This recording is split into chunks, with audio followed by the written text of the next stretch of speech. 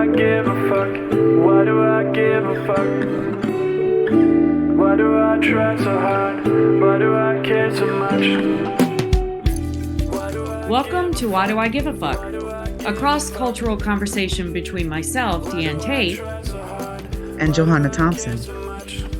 In these times of great struggle and possible shift, we ask ourselves, why do we give a fuck about any of it? How does the lens we see the world through impact what we see? And what do we do about it? Thanks for joining us for part 2 of the discussion. The conversations that we're having are not making any headway. We're rolling back to now that we are addressing and naming white supremacy and all those things. I'm experiencing it as white supremacy becoming more emboldened about, well, yeah, we are here. And yeah, we want our children to learn this and we want y'all to fall in line. Yeah. And this is how you make America great again. And what's wrong with the way that we have been existing? Because everybody's been existing in the way that we've set up existing to be. And so like, that's what I'm experiencing. I'm not experiencing, oh, we need to check in. We see all the harm. There's enough for everyone to go around. Let's figure out a way to like actually evolve humanity in a safe and healthy way. That's not happening with us being able to actually name thing that's really harmful. Yeah. So that's real for sure. Yeah. I don't know what the answer to that, or at least I don't know where the turning point is for whiteness on that. You know, I do believe magical Negroes. Okay. Y'all need to all find one. Find a magical Negro. Find a magical Negro and see if they're willing to sign up for that duty. And, yeah. No, I don't know. No. You asked me if I thought you were a magical Negro, and I put the thing back to you. Do you feel like, based on the definition that the movie gave, do you feel like that is a role that you fulfill? I think that I've definitely played a magical Negro, and in my circle of friends, I mean, the joke would be that that's who I am because I engage whiteness so much. Yeah, I don't really engage it with like anger or anything like that. It's more curiosity. Like, I'm curious because I also am coming from a place of, are you really hearing yourself? Yeah. And then a majority of the time when I ask a reflective question like that to someone, they weren't hearing themselves because they didn't have any concept of it. So yeah, you know, I'm a parent, and so it's, you know, well, I didn't mean to like make whiteness like infantile or anything like that. But in parenting, when somebody doesn't know, you're not gonna discipline your child when they don't know. Now, after they know, discipline is all day long. But when they don't know, and you have to gauge whether or not they know, and then offer some input. I don't think that that's for everyone else. Right. And I know that there's a lot of people who say that they would not be able to tolerate the level of patience that I have with folks. Mm-hmm. So it's something that I feel is necessary to be kind of magical, to be like, hey, let's check in with what it is that you got going on over here because it's creating a lot of harm. And so let's try to reverse it. Let's try to kind of get to the core of where you're coming up with these narratives and this understanding so that we can have a more intelligent conversation about why you're behaving the way that you're behaving. And half the time it's an aha moment. More than half of the time, it's just like, oh, I didn't realize, or whatever.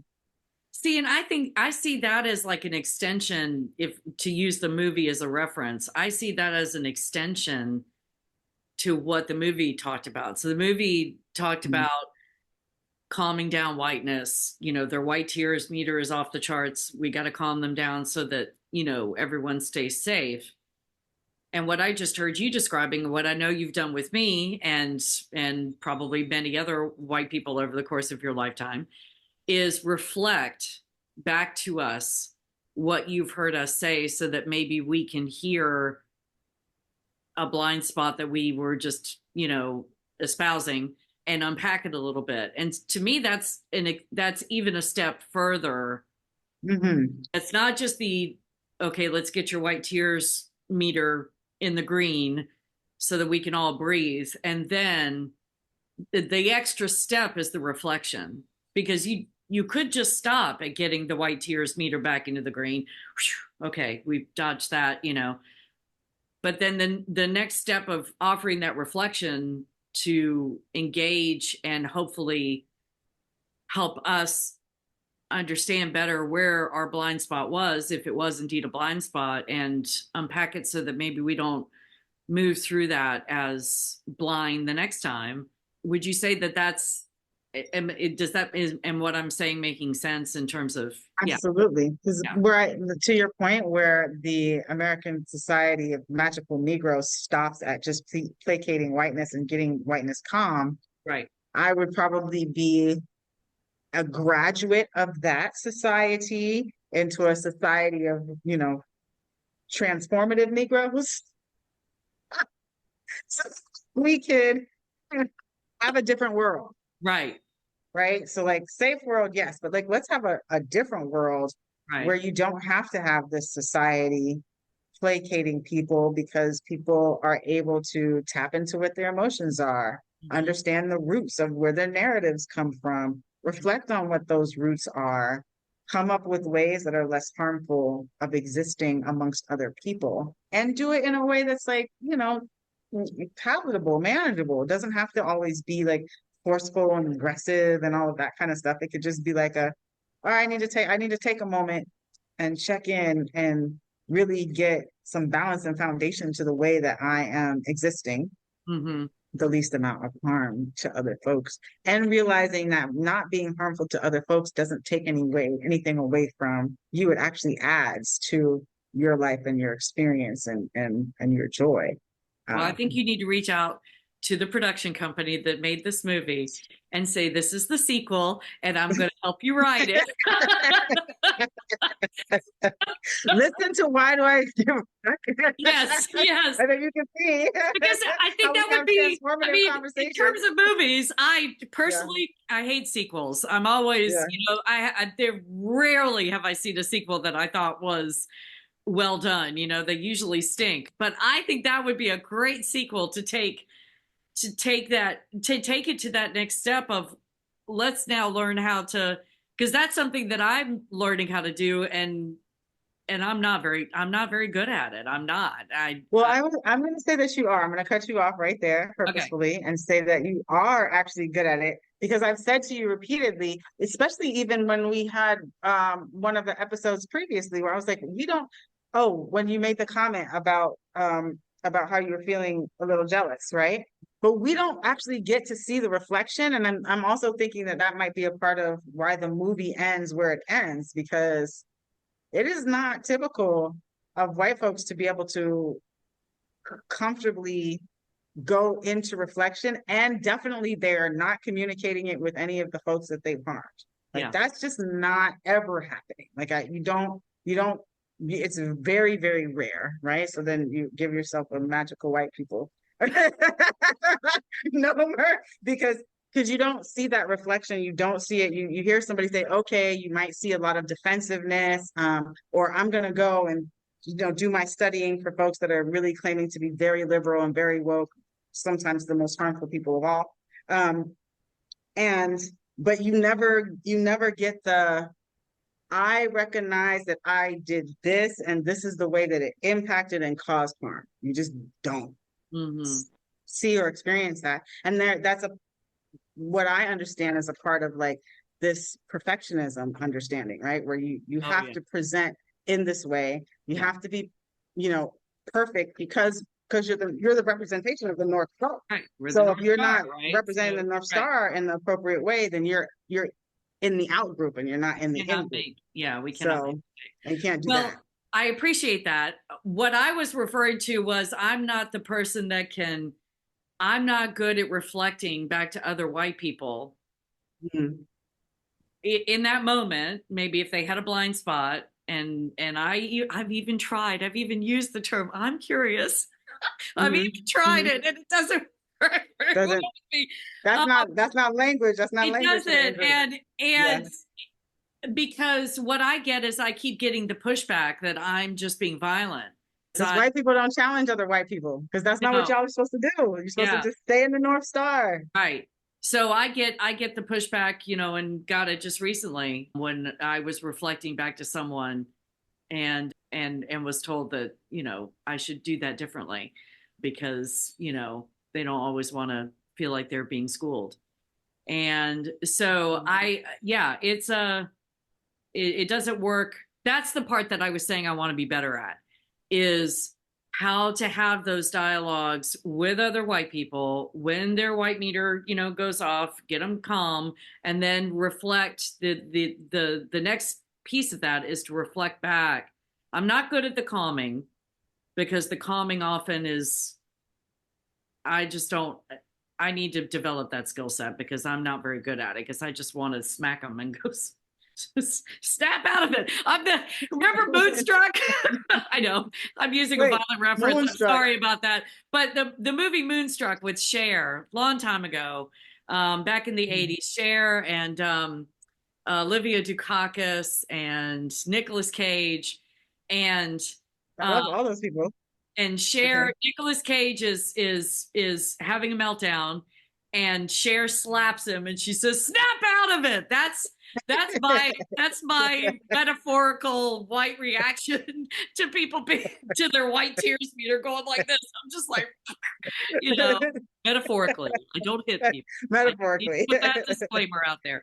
But I don't have that patience. And then when I try to reflect back to them, they don't want to hear it. You know, they have, I guess, because of the difference in the dynamic of white person to white person, they feel like they can say, you know, well, you're just being rude or you're just being violent. Mhm. I think you should take a nonviolent communication course because you Mhm. don't know how to be nonviolent. You don't know how to talk to us. Yeah. No. So Mhm. that's the part I was saying I'm not very good at, but Yeah. I am learning how to be, and you've helped me with that. So thank you, my, you know, my magical friend. You've helped me figure out how to do, how to do Yeah. the reflection piece, and to not, you know, that I'm not going to die, that it's okay. And it used to be I would have to go crawl in a hole. That's how it's Mhm. different for me now. In the early days of my awakening, I would have to go crawl in a hole for a week and not resurface to process my, oh my godness, you know, my white tear meter Mhm. would be, you know, for a whole solid week. And now Mhm. I can, it's more in the moment. Sometimes I still have to disappear, but it's not quite as long. And Yeah. To the point of what we were able to witness and experience in the movie is the conditioning that happens with non-white folks about how to exist in mixed company. I kind of opened that up before, but right, it's like I've been in situations where, you know, folks are being really accommodating when some heinously horrible things are occurring. And there is, to the point of the folks in the society, that if there's one person that's non-white who's just like, oh, well, I wasn't bothered by it, then that's what is going to be gravitated towards, right? By everyone in community. It's like, oh, you know, if Johanna is mad about something, but Carrie is not mad about it, who is also identified as Black, then it's just Johanna being angry for no reason because yeah, Carrie's not bothered by it. You know what I mean? So, and that's what the default becomes. I mean, there was a moment in the always, because movie whiteness where wants that to know that happened. there's a black person that doesn't think Hmm. it's a bad. That's why you keep seeing Which these is what Trump is people. using. But what you see Oh Trump yeah, use, like oh when he yeah, identifies a Black person or any non-white person that's on his team, on his side, they get highlighted like, yo, oh yeah. They get center they're, stage, hmm center stage. There was a hmm gentleman. It was a black man. He was talking about how sometimes you just got to kill people. Sometimes you just got to kill them. People just need killing. And I don't know if he was talking, I know it blew my mind. And I don't know if he was that's talking about not okay. Palestinians or if he was talking, I don't know exactly what the framework was, but he Context. was kind of billed as a MAGA mindset human who happened to be a black man who was talking about sometimes people just need killing. It's just, Hmm. and I was just like, What? oh, And that messaging is being highlighted and as centered and so whiteness is as going to see that and go, see, mm-hmm, he says mm-hmm, that it's mm-hmm, okay, so it must mm-hmm. be. It And must you're be right okay to for your point. everybody else. If there's other Black people or other people of marginalized communities that don't agree and that are touting what whiteness says, that's why I get on whiteness. Like a white person shared a story on a social media platform the other day about an immigrant person, a person who had identified as an immigrant in their city, doing something sketch around getting a phone from a charity, and I don't even remember what the full story was. And Mhm. I considered reaching out to him. My instinct was, why are you even sharing this story? I'm not saying it didn't happen. I'm not saying your experience with this wasn't real and it actually did happen, that this person did this thing, but why are you even sharing this story when the major narrative is that these immigrants can't be trusted, that they're working the system, that they're doing all of these things?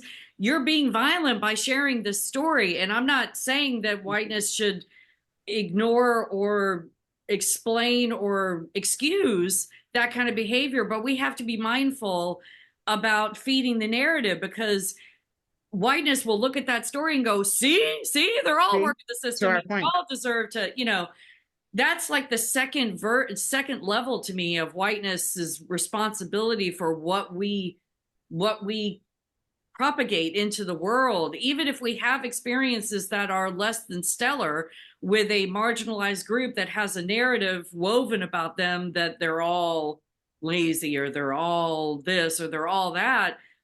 I have a responsibility as a semi awake white person to not further that narrative you know, Highlighting it. by highlighting it. Right. Yeah. Even Mhm. if it is my lived experience, I don't need to say it out loud. It doesn't Mhm. serve And it any. is a case study, right? Because you're not Mhm. talking about all the other migrant people who you've Right. come into contact with who aren't participating in whatever was going on with Right. the phone, But right? whiteness will take that story and And run with and it. that will be what the story. It's Yeah. interesting because on my algorithm there was a white identified folk that started their little video with somebody spewing data about African American Black people. Okay. And then the video cut to the person then reading all of the demographics of white violence against white violence, uh, health, use of food stamps and all of the benefit programs and all of that kind of stuff. And the percentage was so much higher, and it's going to be higher because there's just more White recorded people and black white people. identified people Yeah. in the US. So we know that if we're looking at data Have to look at appropriately, it's proportions. going to be Right. higher. Yeah. Right. But to see that and that not be what the center of most narrative about violence and harm in communities is happening, there's no balance of communication about that so that people can have a more broader um, uh, observation, because it's purposeful, it's targeted, it is creating these narratives. And the people that are in leadership in the US right now play directly into Oh yeah. all of those narratives, especially during election time, which is what we're seeing. We're seeing uh, uh, all of this miscommunication. It really is miscommunication about what the realities of systems and institutions that we need to change in the US are. I think of Trump, and his white tears meter is always off the charts, like all the time, right? Because he's always upset about something.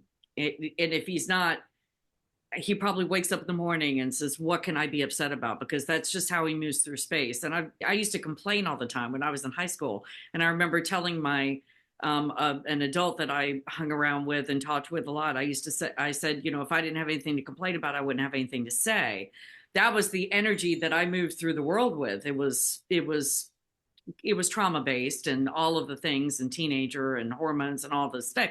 But that's how Trump moves through space is, so his white tears meter is, Biden gave a stump speech at a visit in Charleston, Mother Emanuel, which is the church where the 9 souls were murdered by the white supremacists.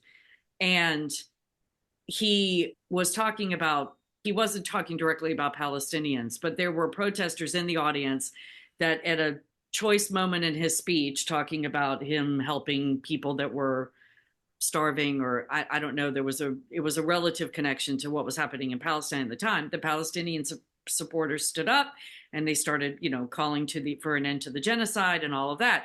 As they were being escorted out of the church, the rest of the congregation started chanting 4 more years.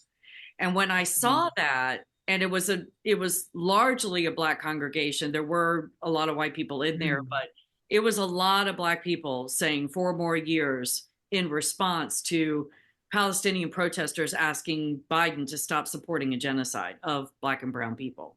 And I remember watching that thinking, they're placating him. This white man does not need you to make him feel better in this moment.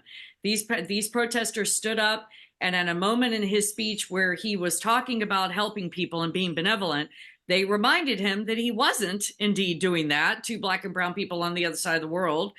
And the rest of the congregation felt like they needed, his white tears meter was doing this, and they felt like they needed to bring him back. And I'm probably going to think about that white tears meter now anytime I see a white person getting upset, because Trump feels like he's got to be placated all the time. In fact, he's exhausting. No, he demands it.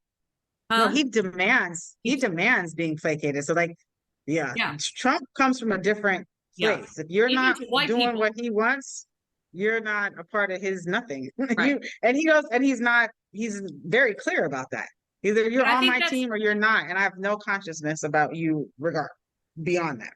And I think that's why whiteness, there is a large portion of whiteness that doesn't like him, because he's exhausting even to white people. It's like white people even see, it may not be as clear, but they see the white tears meter, and they get, those that are exhausted by him, and, the vote blue no matter who contingent, they're feeling just a touch of that level of violence and worry and antagonizing feeling that you get when the white tears meter is going off the charts.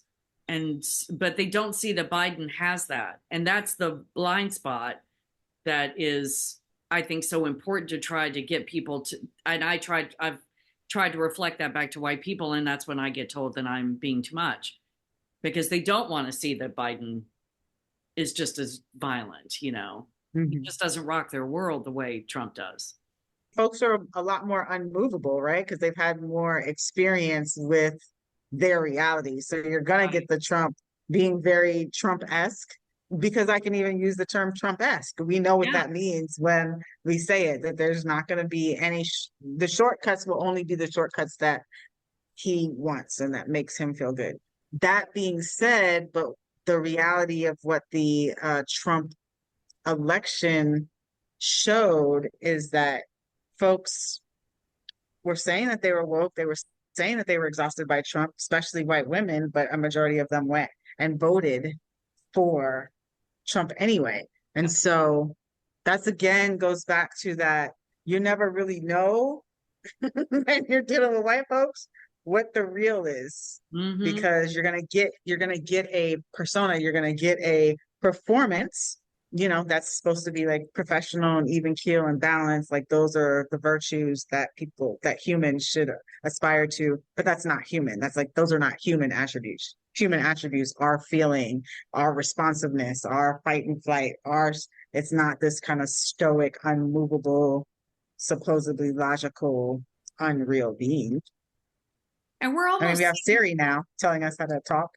Yeah, I know. I think in metaphor. So to use your North Star as whiteness metaphor in the context of what you just said, something that occurs to me is that the whiteness that Trump wants has a different flavor than the whiteness that Trump's supporters think Biden wants.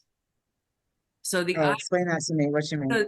It's awakening in me just as I'm saying it, so I don't know if I'll say it clearly, but we were talking about whiteness as being a North Star, that like there's only one version of that whiteness, right? And then you you hear about the division within whiteness itself between which form of whiteness do we want?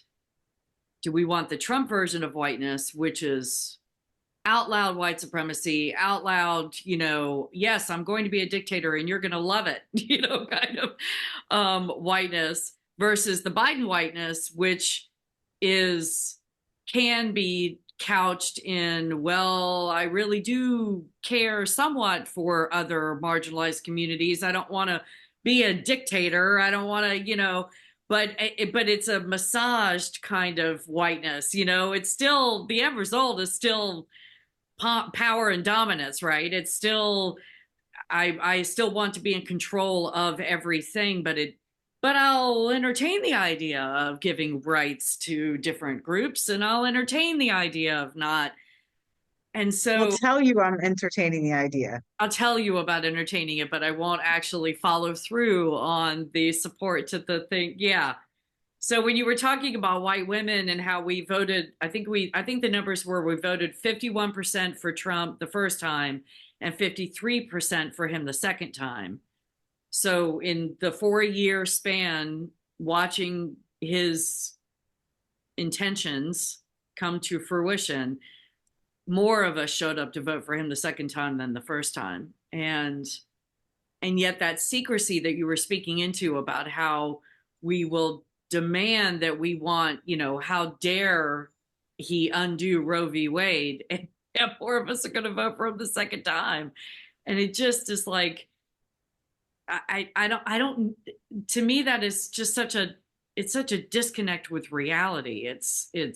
And to your point, I don't understand how, I wish I knew the magic wand for breaking that, for breaking that wool over everybody's, it's not, and that makes it sound like we're not responsible for not seeing, but I don't know what the metaphor is, but I don't I hear want to break you. that, Yeah.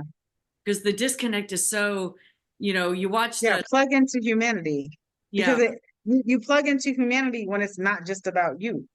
right. When the North Star is not just white folks, but the North Star is let's be good humans, then you expand the way that you show up, interact, plug in to humanity. When you don't have to do that, you're not going to do that. And when you don't have to do that, you want to preserve it. As much as you're going to say the right thing amongst other people, You're still there's working. still this sense of security to Mhm. preserve that individualistic collectivism Yes. because that's what you know. And circling back to what you were saying about earlier about that, if I think about my own journey, I've worked in the nonprofit world all my career, working for children and doing all kinds of things in those arenas, and yet I didn't wake up to how. So I thought I was plugged into humanity, but I was only plugged into one version of humanity, the version that supported my individualistic collectivism, right? And so now that now I'm working for an organization that it's not even an organization, it's a collective. It's a humanitarian collective of people who want to see this done differently. And I am amazed every day at how a foreign concept that is for me, that I'm having a secondary awakening. I had to awaken to my whiteness, and then I had to awaken to my individualistic collectivism, because I that's a second layer that I didn't realize was under the surface until I got to it. And then I didn't even have a name for it until you've coined it just now. And now I love that phrase and I'm going to be using that all the time. And some days I Being an will give you, individual. yeah, I know. Some days I will give you credit and some days I will forget. But it makes so much sense to me. It's like, I don't know if you saw the light bulb go on over my head, but it makes so much sense to me in terms of how I need to dig even deeper. I thought that awakening to my internalized racism was the opener, but that was really just the outer shell. Yeah, no, that's surface. That's the surface. There's Yeah. so many different layers to this indoctrination, and you know, I've always said I'll never graduate, but damn, I keep getting reminded of how I absolutely will never graduate, because just when I think I've broken that, you know, that ceiling, it's like, no, there's a whole nother there's a whole nother layer, you know. So Yeah. Yeah, and then for non-white folks, right? It's the same as the character in the movie. It's like challenging yourself till you get to the place where you have some type of external factor that makes you say, okay, now like y'all are, it's too much. yeah. And so now I'm gonna have to like respond and actually let you know how I'm feeling. Mhm. I thought it was really interesting in the movie how he did that, and the person was just, still wasn't even to receive that another human being was communicating to them that they were feeling away. Because he kept saying, I'm not racist, but I'm not I'm racist. not racist, and it's like we're Like, not talking about you're that. I'm not just trying to tell you listening to me. how I feel. You're not here. You're not listening. You're not hearing. You're not trying to absorb. You're That not was that outer nothing. You're shell. just He couldn't all hear it. on Mhm. your. Don't call me. I'm not a racist. I'm not a racist. I'm not a racist. Yeah. Yeah, a- and for non-white folks, it is checking in with what your internalized racism is, that you are being a magical Negro, placating whiteness or harm to any, body because you're trying to be in your safety and survival, and having to work through that all the time. Like, okay, am I not saying there was another moment in the movie where the love interest was like, "Oh, I'm so sorry I didn't say anything and I should have said something and I should have said something and I didn't say anything." And the main character was like, "No, it's okay. You're fine. You're okay." And like you got to check in when you're saying, "Yeah, it's okay." Like I know that I got to a practice where I would say, "Yeah, it's okay." Well, you know what? No, it's actually not okay, but this is what I'm going to do. And like that, that feels like a lighter, healthier response, Hmm. to me than playing in this role of, "Oh no, it's okay," and whatever. Just gonna allow it to be. Yeah. And then it is pick your battles, right? Because especially on U.S. territory, we are in a time and a place where it's really important to pick your battles or to turn your head and just walk away. Yeah. And really using your intuition to make a determination about what that looks like, because it's dangerous out there. Hmm. Why do I give a fuck? Why do Thanks I for give joining a us. fuck? Until next time, Why as you do I move try throughout so your day, hard? continue Why to am I ask so yourself, Why do I give a Why fuck? Do I Give a Fuck is produced in collaboration with Johanna and Deanne. Music by Norwegian musician Water. See you next time. Why do